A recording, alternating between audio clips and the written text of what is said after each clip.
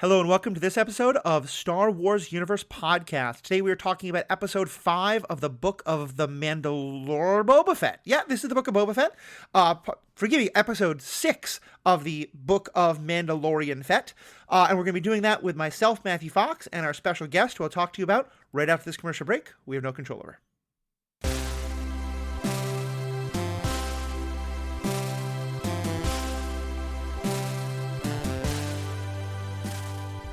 Welcome back. I'm Matthew, your host. Unfortunately, our normal co-host, Ashley Coffin, cannot be joining us today. She's got some really exciting and important stuff that she's doing that hopefully she'll get to talk to you about soon. But I was very happy we did have a guest already lined up. Our guest is the host of the Jedi Journals, the Superhero Suite, and Enjoy Stuff, a man who ordered the original mail-in Boba Fett action figure, Jovial J. Shepard. Jay, how you doing today? Good. Thanks for having me over, Matthew. I'm very excited to talk about the Book of Boba Fett this week. So. Exactly. We will be talking about Cobra Kai on the Superhero Ethics podcast. I'll get you on there at some point too. But yeah, so Jay, you and I met because you were a guest on the Marvel Movie Minute that I've been doing about Thor along with Andy Nelson. Absolutely, yes. And I heard you had a lot of background with Star Wars and stuff like that, and so I was like, I knew I wanted to get you on this. Talk to us a bit about kind of where you come from with Star Wars, and clearly you were a Star Wars fan for quite a while. I'm OG Star Wars fan. Yeah, I was there for the original 3 films and the prequels, and sometime in the early 2000s, I decided to kind of start getting into the Star Wars community. Joined as a reporter on Rebel Scum and TheForce.net. And have been working with them for about the last 17, 18 years. And started podcasting with the Forcecast as guest appearances as we were doing roundtables on the Clone Wars and talking about all sorts of other stuff. And then started my own show, the Jedi Journals, which discussed everything in terms of Star Wars literature. And that show went from 2011 to the end of last year. And we've kind of put it on a hiatus right now just due to job and family and life things and not having time to read all the books and stuff that are coming out. So, yeah, I've been digging Star Wars for most of my life here. I hear you. I think you and I are of a pretty similar generation. My mother always would joke that when I was very young, she never needed a babysitter. She just knew that if she just popped the first Star Wars movie, what we now call A New Hope, into the Betamax, to date myself, yes, a Betamax. If that was on the TV, I was not going to get in any trouble for the 2 hours she had to run errands. So, yeah, that's awesome. I get that. Yeah. So talk to us a bit about, we're going to dive into this episode 6, as you corrected me, thank you very much, of the Book of Boba Fett, and I think that's something we're going to talk about in more depth of, people have thoughts about, is this still the show Book of Boba Fett, and we'll get into that, but let me just start by, what have you been thinking about the show overall?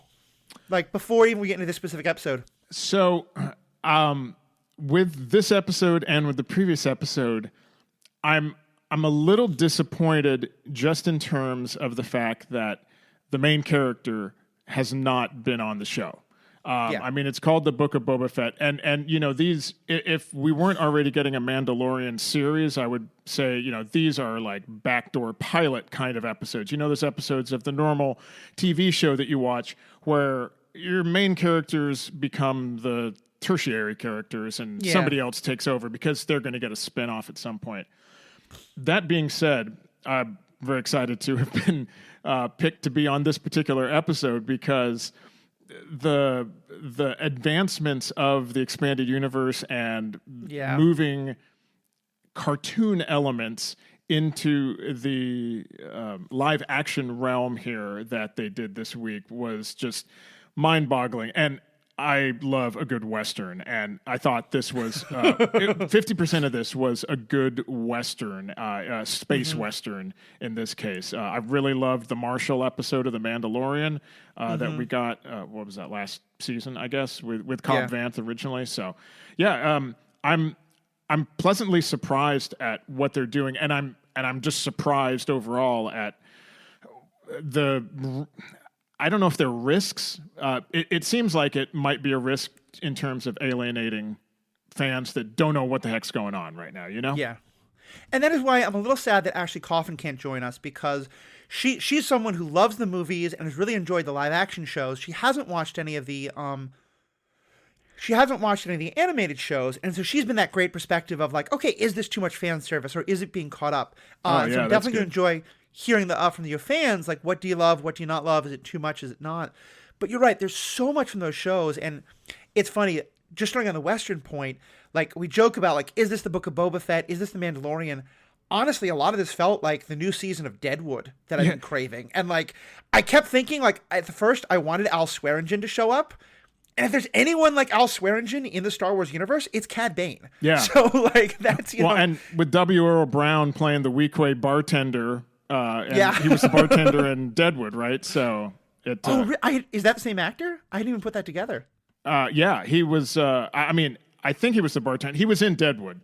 Okay. So and that's his. This is his second appearance, because he was in the Marshall episode of Mandalorian. Right. So yeah, it's that is probably one of my favorite things about Star Wars. Is just in terms of genre bending. It can take from so many other different things, and it has informed my filmic choices of being interested in samurai epics of like Kurosawa works or John Sturges or John Ford westerns, because I grew up watching Star Wars and Indiana Jones, and then you discover these other films, and you're like, oh my gosh, they watched this film, and then they took these elements and put it in Star Wars, and that's what I like about Star Wars, and so now I like this other stuff too, so it's fun.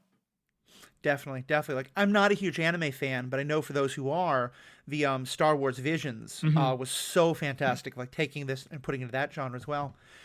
Well, and let's talk about, we're going to get into the elements of this specific episode, because there's a lot to talk about, but I think one of the things people are talking about a lot online, and you brought this up, is this question of like, is this really the Book of Boba Fett anymore? With, he was not on screen in the slightest at the last episode. In this, he appears on screen, but he literally doesn't say a word of dialogue in this episode. And on the one hand, I do want more of him.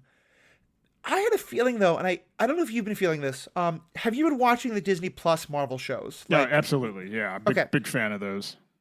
I've really loved those, but at times I've felt a little unhappy that they all felt like they didn't feel like a connected universe. They all felt like they were each in their own thing. Like what Wanda was doing wasn't affecting what was happening with, the blip stuff in Falcon the Winter Soldier. It wasn't affecting the Hawkeye stuff. Here, this feels like it's all just and I think they kind of said this was basically going to be season 3 of The Mandalorian. I feel like they're turning this more into an ensemble show of just, we're going to follow the characters whose stories are most relevant now. And you're right, it's a little weird because it's still called the Book of Boba Fett, and I want more Boba Fett, but I'm loving that interconnectivity, that they're not afraid to just say, let's just run with Mando for a couple episodes. And that's something that's fresh. You're right. You don't get that in other shared universes or other, spin-off shows.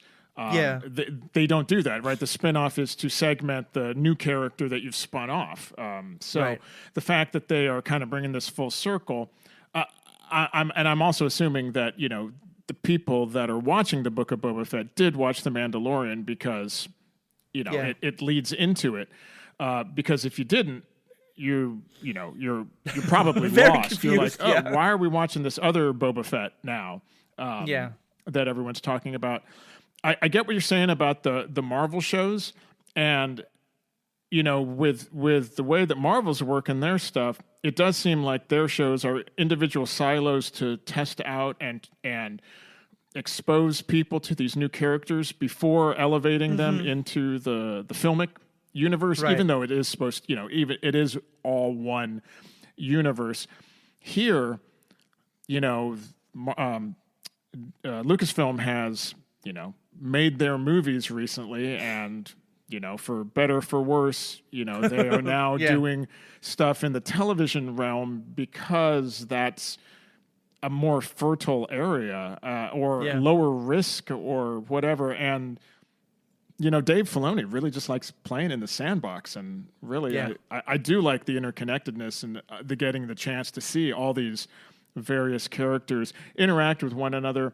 Though I do feel you had mentioned fan service, earlier. There is a high level of that, and sometimes I feel like it's a really fine line, right? There's a tipping point to it, and I don't talk to too many people that are not kind of in the know. So yeah, it would be an interesting perspective to find out from people who don't. Like my wife, she watches the movie. Well, she's watched all the shows, but like she didn't know that was Cad Bane. Like she didn't recognize him not in animated form. So yeah, it's been interesting because I know like in the MCU that's often been a frustration, and I don't want to go to spoilers, but in more recent Marvel properties, there's started to be more crossover from other parts of the Marvel universe that are happening that I think people are really happy about. But traditionally, there hasn't been much of it, and people have been sad about that. And we've been saying that like with both this show and with the Bad Batch that came before it, there's been all these times when there was a moment that, if you saw the animated show or if you'd played the Fallen Order video game, like you recognized what was happening. But if you didn't, the little robot, the BD robot that was part of the Tatooine, garage, like if you played the video game, you recognized it. But even if you didn't, you still thought it was pretty cool. So it's been fun seeing how they're, and I think you're right. It's gonna be interesting seeing if they do start crossing the line, or even if they have. Well, and for me, what really gave me goosebumps last week and just a scotch this week was I guess it was 2 weeks ago when we went into Jabba's palace. We got to see like the back entrance and everything, and we got into the kitchen, and I swear they pulled it directly from the map in Battlefront, because I've run around that entire palace hundreds of times playing Battlefront, and I'm like, oh. Yep, there's the kitchen, and, here's this long hallway, and if we go up those steps, there's the throne room, right? It's... Oh, that's awesome. They're, because you mentioned they're pulling from Fallen Order as well. So the Star Wars universe has always been that. There have always been the nods. Well, it usually goes the other way, right? The comic books and the video games have the nods to the movies. Right. The cartoon show kind of goes both ways. It references other cartoon things and some other expanded universe stuff. So this is really interesting to be getting these elements like in live action now for the first time to kind of be the center of everything here. Yeah, definitely. It's funny and that's an example where I'm on the other side, because I didn't play that video game, so I had no idea about that. I just thought it was great to see this part of the palace. Yeah. Mostly I was noticing like, okay, why is it that the droid who has all of the like chopping arms isn't the sous chef? Like that's what the sous chef does. But that's my own little complaint to someone who wishes he had a sous chef when I cook. And why would the droid turn itself off? But that was self-protection. So let's talk about this particular episode. Overall, I'm sensing you were kind of a little... would wish we had more Boba Fett, but otherwise you're a pretty big fan. Yeah, I think I enjoyed the Western aspects of it a little bit more than the Jedi training moments, though. It was good to see Grogu again. I've got some specific thoughts about that. I have some not nice things to say about Luke at the end of the episode that I screamed at my TV. I think we might be on the same page there, so we'll enjoy when we get to that. Okay, yeah. I don't want to skip ahead here, but yeah, overall, solid episode. I have found, with the exception of episode 5, my favorite episodes have very much like the Star Trek movies have been the even numbered episodes this season. Yeah. So 2, 4, and 6 have outweighed everything else, though 5 was excellent, but full Mandalorian, no Boba Fett at all in that one. So yeah. No, I think I agree with you. I think I've been really enjoying all of it. I know there's been a lot of folks who were really like, and I'm kind of curious your thoughts on this, because you, as someone who, like you said, you had the original Boba Fett action figure, you've been a fan for a long time. People kept saying like, we need Boba Fett to be kicking ass more, to be more like the combat guy, and I know that there's a whole bunch of comic stuff that I don't know.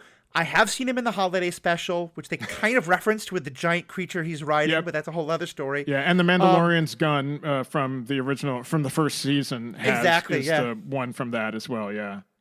But the thing, what I've always been struck by about Boba Fett is, at least from the original movies, I always thought the most impressive thing that Boba Fett ever did was that he was the only one who figured out Han Solo's plan and followed him, when the garbage was dumped. And so I always thought, like, Boba Fett to me is first and foremost like an intelligence character. Like he outsmarted Han Solo and caught him that way. And so like him being this kind of planning, building a team instead of just going out and kicking butt, this fits at least what I would understand of Boba Fett. Yeah, and he was really the only one that stands up to Darth Vader in the original films. He's in Empire because Vader's like, no disintegrations, and we're doing this. And he's like, he's worth a lot to me. It's like, dude, you don't talk back to him. at the time, my opinion has always been that the reason Boba Fett was awesome and everybody liked him is because nobody knew anything about him. He's this dude in this cool armor, but you have no idea. There's an action figure. Obviously, he was important enough to tease prior to it. I mean, it's the same kind of thing with Darth Maul, right? There's this enigmatic character you don't know about. He's the bad guy, the man with no name, kind of like the Clint Eastwood series from The Good, Bad, and the Ugly. And over the years, there was all this EU expanded universe information that was put out on him, and fans, devoured that and filled in all this backstory, and then that became not canon, and they did Attack of the Clones, and you found out that he was a clone, and now all this other stuff. It's not for me to second guess the creators on this, and exposing too much of Boba Fett over the years has just diluted. I mean, I don't think he's any worse than he was before, but you kind of look at, the last thing we saw about him in the movies was he gets his backpack bumped and he, goes off like a punk and falls into the Sarlacc. And it's like, well, it's kind of a waste of a really good character. Well, I mean, obviously they didn't waste him. They've done a lot of other stuff. But fans have lived with this character for 40 plus years. And there's a lot of, in all of the various fandoms, not just Star Wars fandoms, but, there are a lot of people that are very precious about their characters and their stories and inject a lot of energy into fan fiction and reading and understanding all sorts of stuff.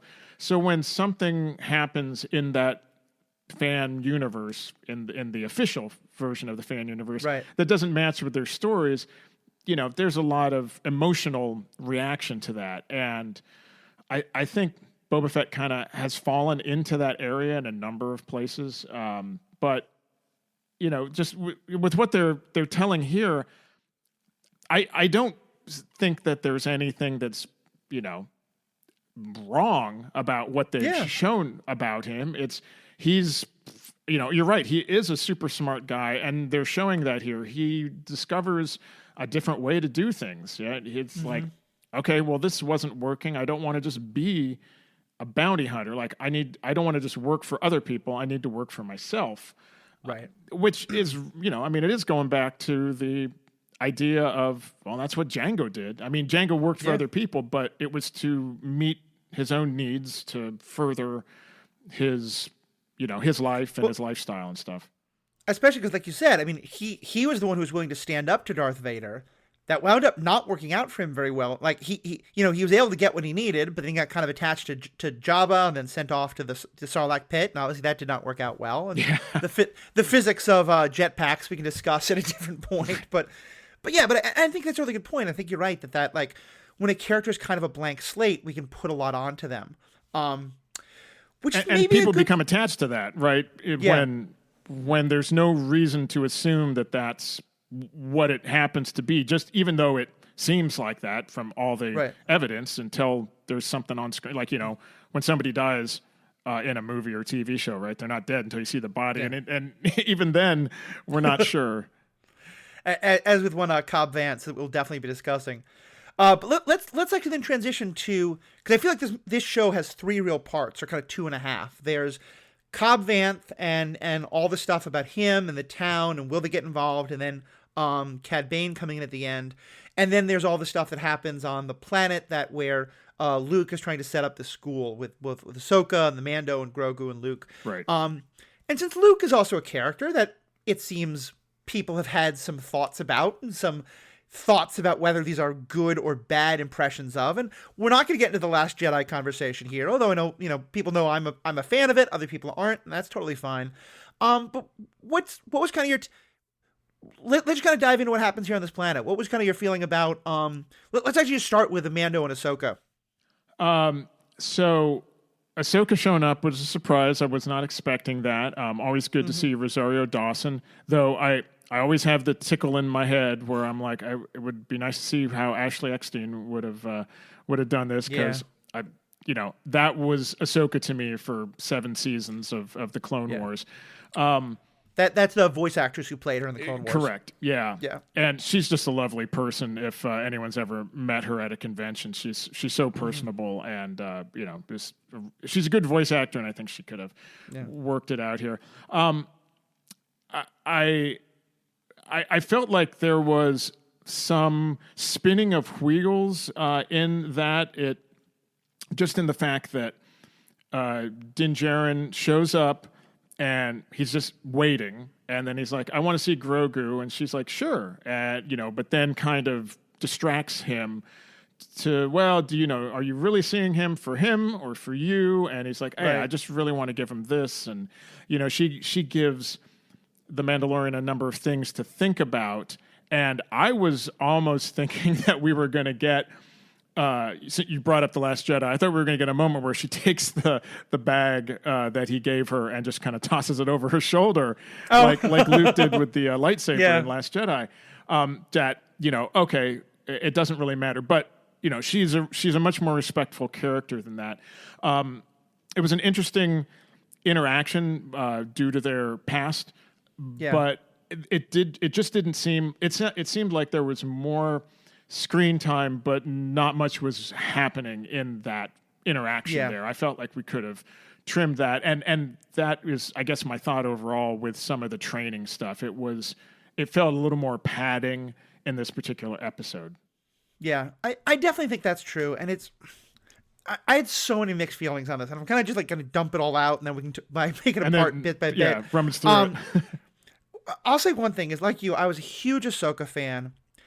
And I have thought for years, but especially once I realized that Ahsoka was coming back into this part of the universe, that, spoilers here for Clone Wars and for Rebels, but it's long enough ago that I think it's okay.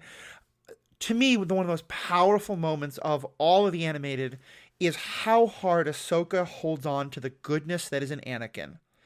And just the scene in which she has to confront Darth Vader in Rebels, and where she wants to save Anakin and has to realize Anakin is gone, and then says, like, then I will avenge him, and it's just this wonderful line of him saying, revenge is not the Jedi way, I am no Jedi.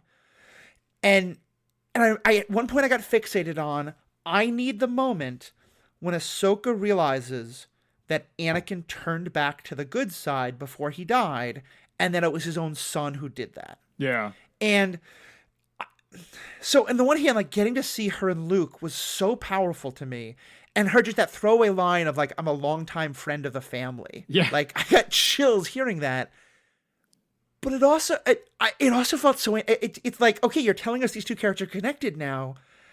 I know she's getting her own show, and so maybe that's when it'll happen. But, like, I need that moment to happen still. I want to see her sit down. And it's like, all right, we're gonna have some blue milk. Let me tell you about your dad. And, does Luke even know, like, her connection? It's like, I have questions. There's so much about that I want to see. And I'm now putting it all on the Ahsoka show, because I certainly hope. Now, I could see them, doing stuff like that in the Ahsoka show. I worry about the continued inclusion of Luke. I understand why he was necessary here, but the uncanny valley is wide and far, and it is still very uncanny in this episode. It vacillated widely there, just due to the fact that in some scenes I could see it looking like Mark Hamill. In other scenes, it was like a really good version of a video game vision of Luke. It was better than it was in the Mandalorian finale, but we got so much more Luke. It was very distracting, and not as distracting as like the Leia and the Tarkin from Rogue One, but it's, you realize you're not looking at Mark Hamill and you're looking at a thing, right? It definitely started to throw me. The voice was going in and out a bit. And at some point it made me think, well, I feel like, I don't know, and it's in part because I feel like I spent so much time arguing with people about Last Jedi and is this the right Luke or is this not, that anytime we bring back Luke, I'm just sort of like a little PTSD'd about that whole conversation and it bringing it back up. But what I say as someone with PTSD, I'm not trying to make light of that. Right. But not about this situation, to be clear. But also, like, I've seen the fan cast ideas of Stan Sebastian and Sebastian Stan. Sebastian Stan, yeah. Thank you.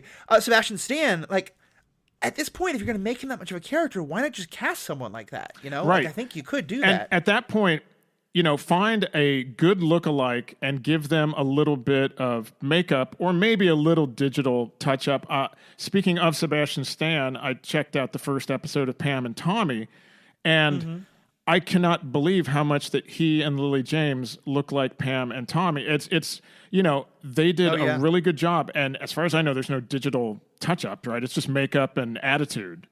Yeah. I saw the previews, and I like, I was a kid growing up with those as major, characters in the TV world and like the actors. I mean, so I had that same experience. Yeah. So there's that, but there's also, and I don't know if this is what you're referring to, but this is the other thing that threw me. And again, I want to be careful that I'm not just projecting my own headcanons here. Right. But I think one of the things that the Clone Wars I thought did really well, and this is why part of what I liked about The Last Jedi, is that I think if you're paying attention to the Clone Wars, you get to the end of it and think the Jedi were kind of screwed up. Like, the Jedi had a lot of bad ideas, and the Jedi had a lot of... I mean, you get that from the prequels, let alone the Clone Wars, and even more, right.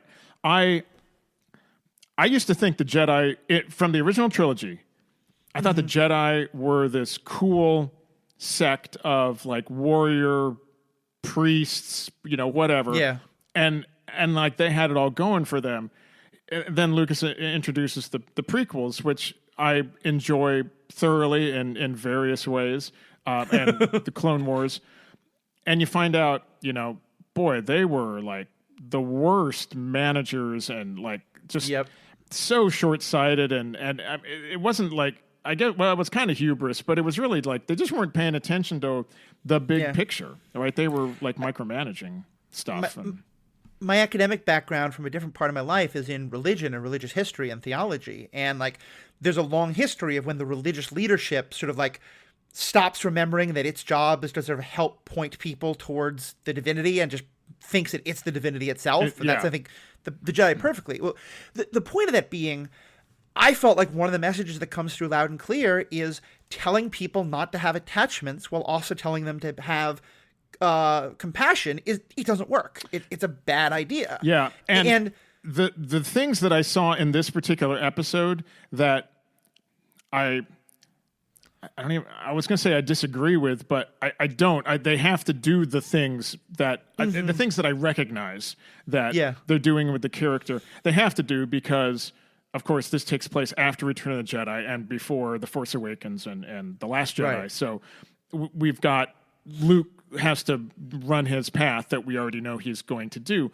But yeah, he goes through all of these he's reinvesting and reinventing these failed teachings that he just doesn't seem to have a grasp on how bad it was, right? He really only knows these things, these lessons from Yoda, who again, continue, even after all the stuff that happened, Yoda continued to teach these things to Luke, obviously. So I had choice words to say to Luke at the end because part of his lessons to Grogu was they climb up this, these beautiful thin bamboo shoots and are looking out over this beautiful valley. And he's like, see, everything here is in balance. And at the end of the episode, he's like, and you have a choice. You either go with the Mandalorian or you stay with me, but you can't have both. And I'm like, it's such a binary. There's no balance anymore. Yeah, it was frustrating to say the least, because I feel like he's really going to force Grogu's hand, because of course Grogu's already made that attachment. That's obvious. At least, I mean, that's what I feel is obvious. They can obviously do whatever they want, but I think that's what's going to happen. He's going to go off because the Mando is no longer part of the Mandalorians, and he has to redeem himself. And if Grogu is not part of the Jedi, they become their own thing. And yeah, I really hope that's where it's going, because it was one of those moments where it was like, this is either terrible or fantastic writing. You know, because it's the kind of thing where, like, I see that I think Luke is wrong. I don't know if the writer does. I think the writers do. It's Filoni, and I want to trust them. Yeah, it's Filoni and Favreau. Yeah, I feel like they've been paying attention. Yeah. So, I mean, you know, they do these great callbacks, like having the sandcrawler with the giant great dragon skull mounted on it, like some weird 70s Ratfink art. It looks kind of like, the 70s art, I think, is so perfect for it. And it, you know, one of the things that I keep thinking about, and this is kind of my own theory I've been developing, but, like, if you watch Rebels, if you watch some of the other shows, like, Kanan Jarrus in Rebels is a very good Jedi, clearly. And he has a wife. He's married to Hera. Yeah. And I feel like a lot of what we've seen is that, like, Rey has attachments. You know, you can be a great Jedi. So I mean, the expanded universe did this kind of stuff, you know, before there were rules that they weren't quote unquote rules that they weren't allowed to put that kind of stuff in books and comics. And seeing, like, and having Boba Fett getting trained by the Tuskens at the beginning of the season was very much like another comic story that Dark Horse had put out 15 plus years ago, where they had a Jedi, Asherad Het, who became trapped on Tatooine and joined up with the Tuskens and became their leader. Like, they healed him and taught him their culture, and so he was a Jedi Tusken, basically. Oh, that's awesome. Yeah. Well, because I don't know that one, but have you read the Obi-Wan book that came out a couple of years ago? Yeah, the John Jackson Miller one. Yeah, because it also that was the first time I got introduced to the idea of, like, seeing the Tuskens as, like, a native people that got an indigenous people that got colonized, and there's reference to, like, an older actually maybe the same character because they referenced, like, a Tusken Jedi from way back in the day, so I think it's the same one. Yeah, because I think it was when Dark Horse was doing their prequel era comics and stuff like that. That makes sense. Yeah, so that would make sense. Well, so back to this story, I think you're giving me more hope that, like, if I'm not the only one who was like, Luke, come on, that you can't. You're repeating the same problems. And we know. Sorry to interrupt, but I'm just going to say we know he is going to continue to repeat these issues because of what we find out in The Last Jedi and in Rise of Skywalker. So it's tragic now, because it's like, oh, you know, like, you're such a cool character, and, you know, there's 20 years of you going way down the wrong path and screwing up more people's lives, unfortunately, and, you know, inciting another war in the galaxy. Well, and that's another reason why I think if Grogu leaves, it also solves one of the most important problems that I think we've had, which is that if you continue on the path we're going on, I think that leads to Kylo Ren killing Grogu. At which point Kylo Ren becomes the most hated person in all of media history and can never be redeemed in any way. So if Grogu does go off with Mandu, that solves that problem somewhat. Yeah, no, I think that's true. Also, you know, we know there's a spot in the N1 starfighter right behind him that is the perfect size for Grogu. So let me just ask one other thing about this, and then let's get to all the other stuff that happens in this episode. I think so. So Luke doing that makes sense to me. One of the things I love about Ahsoka's character, though, is that as she says, she's not a Jedi. She was one of the people who saw the problems with the Jedi and stepped away from them. She knew Kanan well. She had no problem with Kanan being a Jedi and being so attached to others. Did it strike you as a little odd that she would sort of be so, like, kind of so on board with this, like, no attachment idea? I don't recall her actually saying that. I mean, other than, you know, just going along with it in terms of not calling it out, Right. You know, like Right. by omission. I think she's so respectful of all beings that, you know, it's like, well, you know, is that really her place? And, you know, Luke is the guy that, you know, just did all this stuff. You know, I don't know. There obviously is elements from previous stories that they just obviously can't address everything here. So, but Yeah, you know, so true. it's a good question. Again, like you said, maybe in the Ahsoka series they can you know, further address things like that. I think part of why it also hits a nerve is that I have people in my family and my friend group who are looking into foster parenting and adopting and things like that. And all the science now says that, like, yeah, you know, if a child is fostered by one person for a while and then gets back to their original family, like sometimes continued contact with a foster parent can be very helpful. So I was just like, come on, basic psychology 101. Like, we know this. But anyway, putting that aside, so let's go back to the Old West of it. What'd you think seeing our old friend Deadwood Cobb Vanth, the sheriff marshal? That opening scene was awesome. I was like, those pike are not long for this world. He's just so badass in terms of the way that he carries himself. He's very sure of himself, and obviously, you know, he has the skills to back up his words.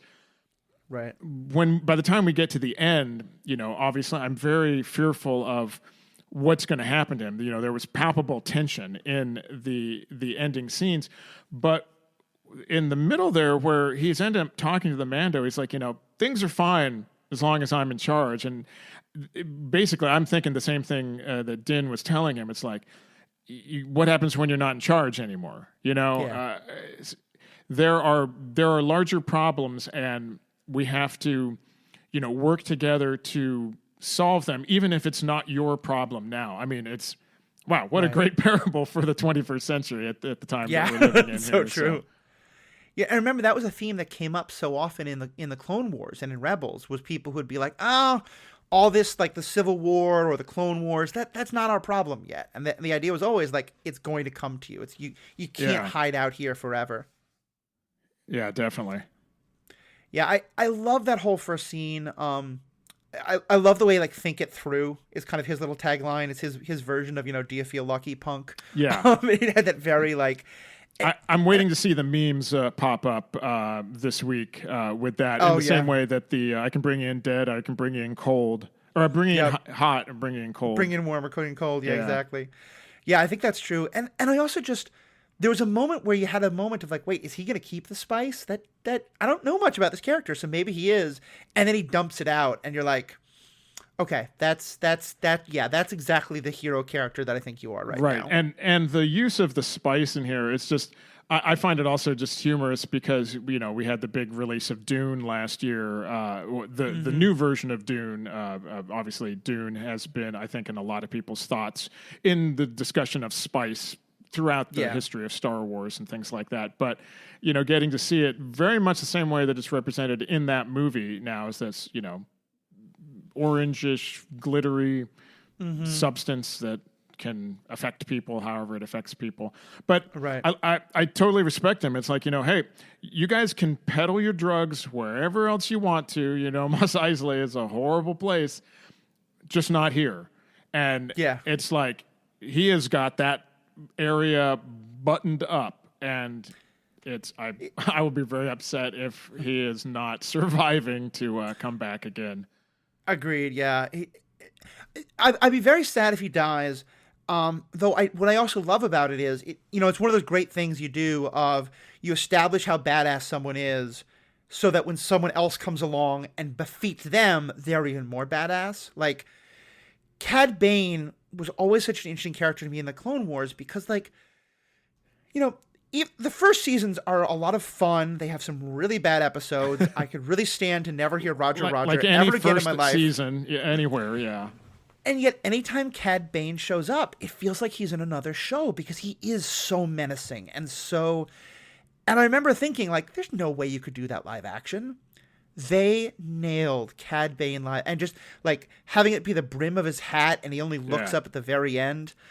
For our audience who hasn't seen it, give a quick 30 seconds. Like, who is Cad Bane, and why was it so significant to get to see him like this? So Cad Bane's another bounty hunter that we were introduced to in the animated Clone Wars series, and he's had, I think, a few minor appearances in comics throughout the time, but he is like the worst, most menacing kind of character that shows up. I mean, he's the kind of the epitome of what you would expect Boba Fett to have been, I think, in the old days. Very much based on kind of a good, bad, and the ugly sort of character. The fact that he walks in with a literal black hat on, in like Old West style, like he is the Black Hat. Yeah, and I'm totally blanking on the name, the character from The Good, Bad, and the Ugly, but yeah, the one that Clint Eastwood faces, the one that's the bad in there, and yeah, he definitely can back everything up. It'll be interesting to see. He does have a pair of like rockets on his boots in the cartoon. I didn't see those. He just kind of had some bandoliers wrapped around him in this particular episode. But you got to appreciate a guy who comes up and says, tells someone to stop sticking their nose into his business, and he doesn't even have a nose. I thought it was true. It's very true. Just the way they did his teeth, he's just got these. He's menacing all over, and the glowing red eyes of the Duro, because he's one of theirs. So there were two green-skinned, orange-eyed aliens in the original Star Wars in the Cantina. You see for a brief second, he is of that species, the Duro or Duros, depending on your pronunciation for that. So, I'm very excited to see who else they bring in after bringing in Chrysanthemum earlier, who's a relatively new comic character that's been introduced just in the last couple of years. Yeah, it gives me hope on a couple levels. A, because I just, the whole sort of scum and villainy aspect of Star Wars is often played as kind of like, there's some menace, but also there's a lot of fun. The Han Solos, the Lando Calrissians, my personal favorite, who I don't know, I'm afraid to see him live action because I don't want them to do him wrong, but I will be so happy if they can get him in live action and do it right. Hondo Ohnaka. Hondo Ohnaka is like the crown prince of the we often talk about him. He's the one who's always like, they betrayed me, I'm so proud of them. He's almost like a Jack Sparrow kind of type. And Cad Bane was always so powerful because he was the exception to the rule. He was the actual, he seemed like he just stepped out of a Tarantino film or No Country for Old Men. He's not joking around. And we did see him in the Bad Batch. He was the one who was fighting Fennec over trying to kidnap Omega. And so just seeing him and what he's doing, it's a very cliched role. It's the, I'm just telling you, I just want you to stay out of trouble and no trouble will come to you. It's kind of the exact, and if you've ever seen any TV show or movie, that it's going to backfire. That it's going to have the effect of getting either our hero or our hero's people to be like, well, screw this. We're not going to let Cad Bane push us around. We've got to fight back. Yeah. But you also see how, the fact that he literally just walks away, anyone could have shot him in the back. And no one does. That would have been a bad idea. Yeah, right? There are not too many characters that provide that kind of menace in the Star Wars universe. I never felt that way about Darth Vader. I felt he was, you don't want to mess with him, but, not the same way like I got out with Darth Maul in the prequels and, Palpatine in the long game and then Cad Bane here. He also, the voice actor that performed him in the Clone Wars, Corey Burton, who is a voice actor who has done tons of cartoon voices, like you would have seen a dozen things that he's voiced.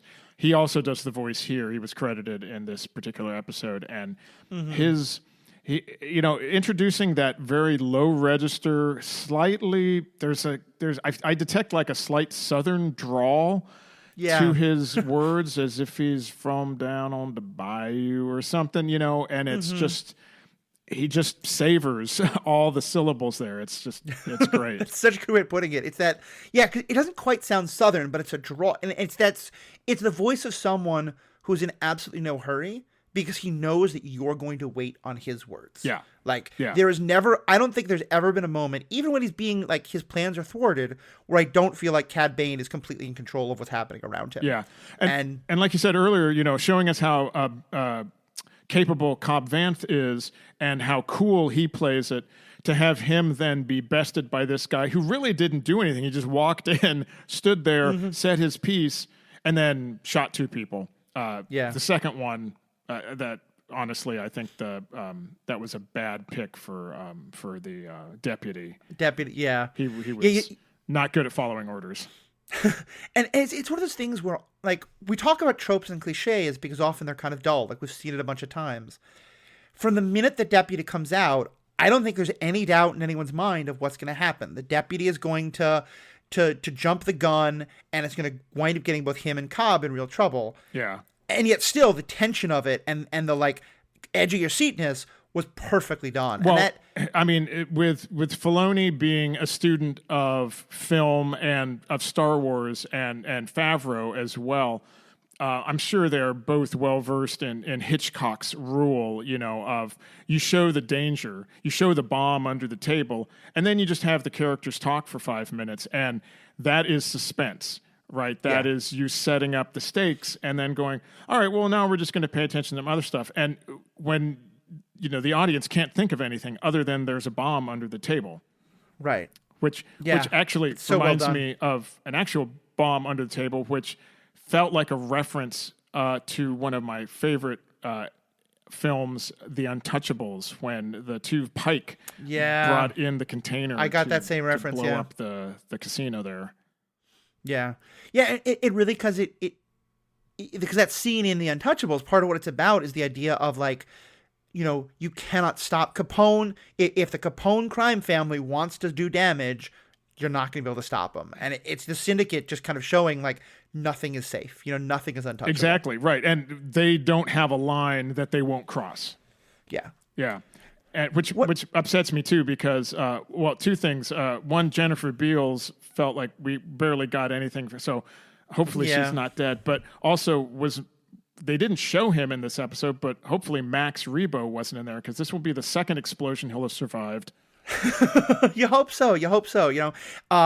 Even though that the musical genre that he gave his name to is that he created is terribly, terribly named, as we've already discussed. So I'm not going to name it again.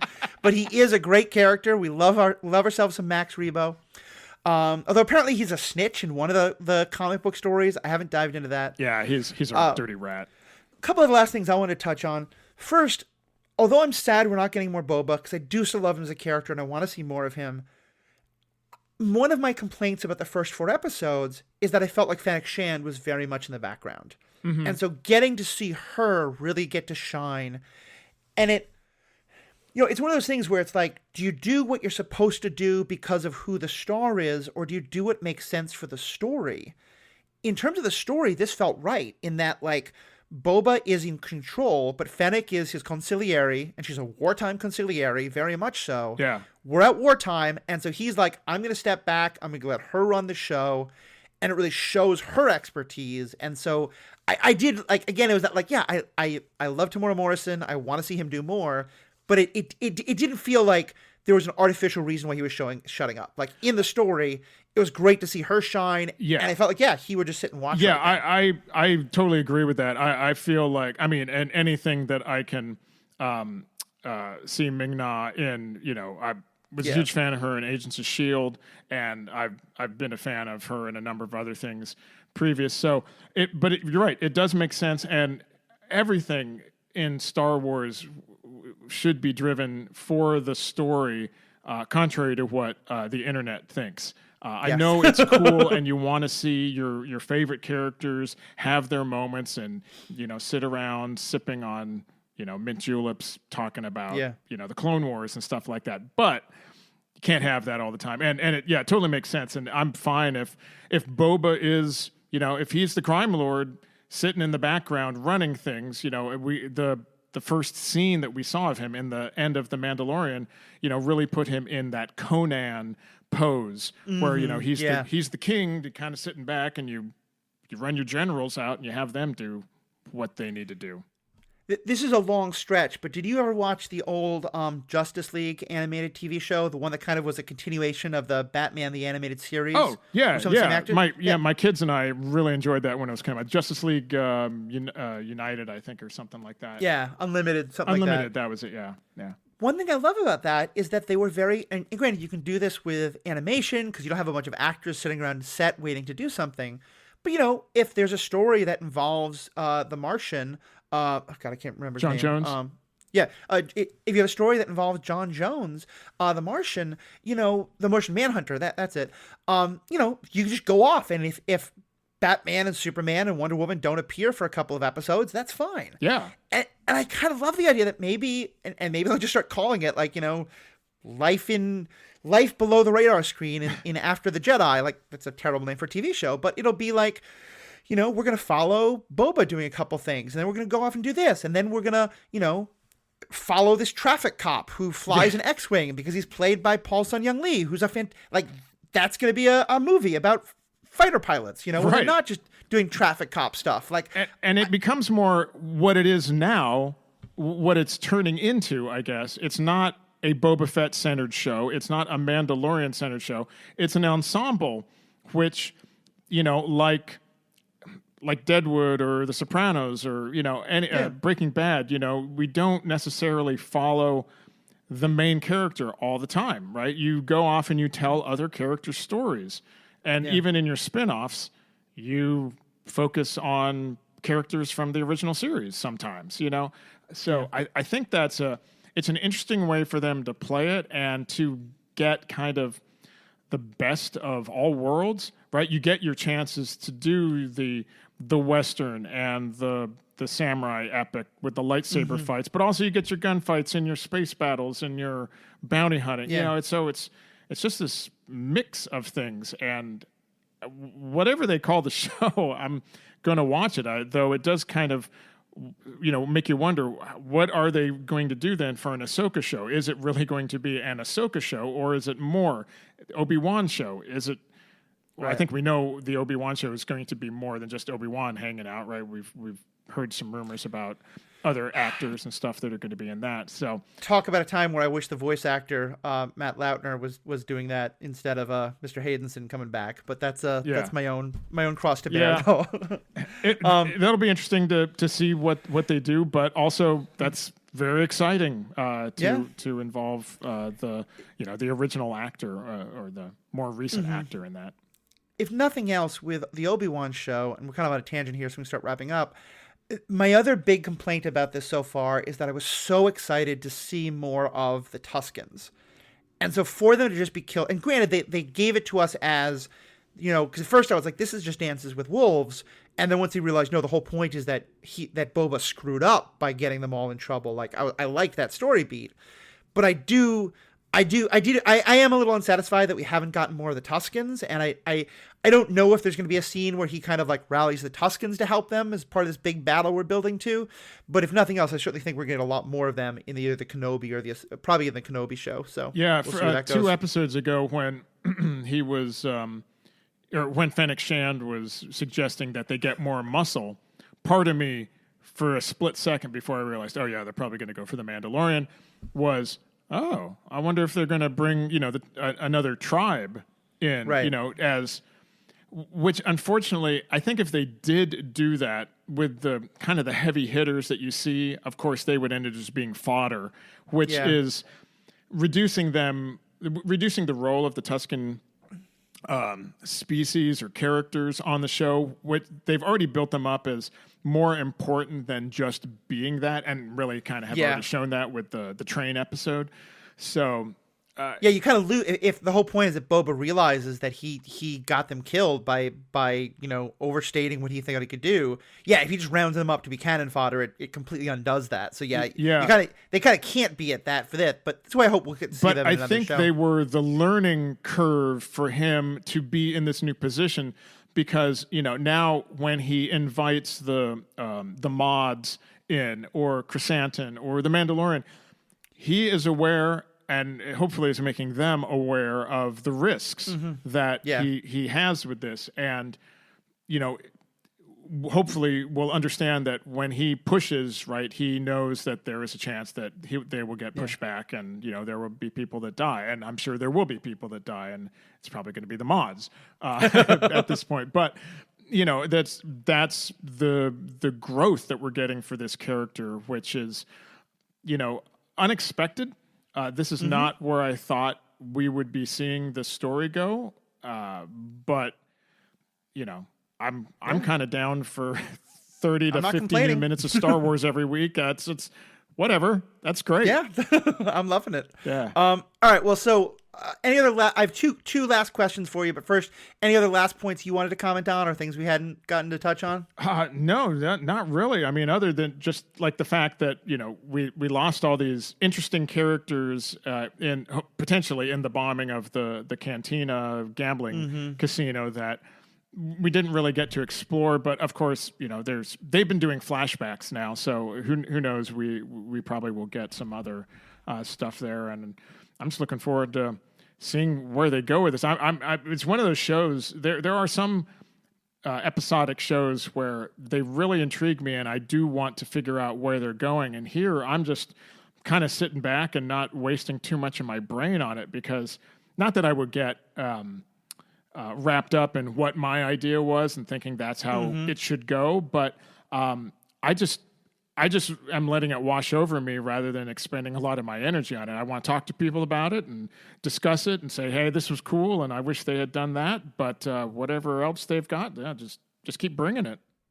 Yeah, I mean, I think it's significant that the thing that we were kind of most, a little saddened about was the stuff that's the most connected to the larger story we already know. The stuff about Luke and Grogu and the Jedi. Like, part of what I've been liking, it's kind of part of what I liked about Rogue One so much, is it's not connected to, like, it's a story beat in the larger story, but I don't need to care about what's gonna, like, there's no pre-existing story where I'm like, well, it's gotta, like, I didn't like the Han Solo movie because I just felt like it wasn't my Han Solo, and some people love it, and that's fine, but yeah, I think the ability to explore all the stuff that happens below the radar screen, has just been so good. So one last little thing I just needed to say, particularly because Paul Hoppy, who's a regular co-host of mine, he's really kind of put animal rights much more in my head and than they should have been, and so now I'm thinking about it all the time.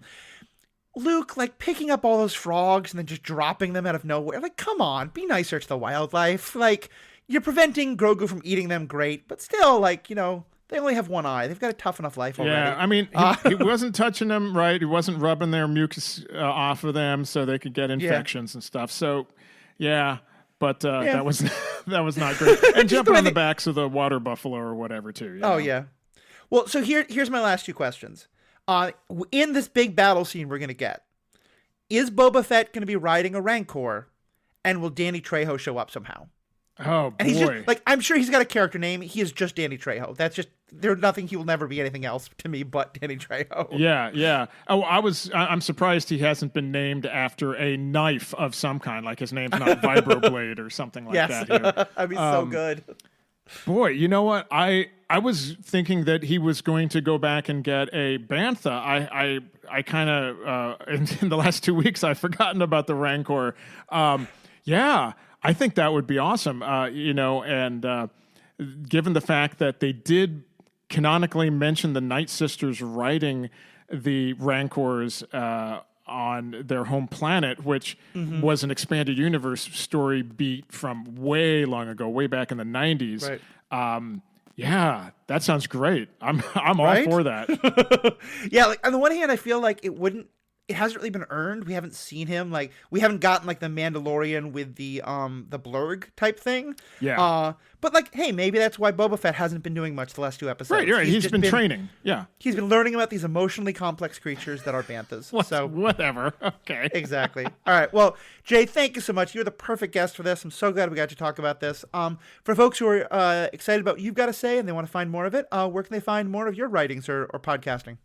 You can find all of my work at retrozap.com. That's where we've got a show called Superhero Suite, which is a bi-weekly show where we discuss all things superheroes, reviews, comics, movies, TV shows, whatever. I do that with my co-host Josh, and we also have a weekly show called Enjoy Stuff, where we find the fun in everything, kind of a retro podcast, just talking about pop culture that we grew up with and that we share with our families and kids.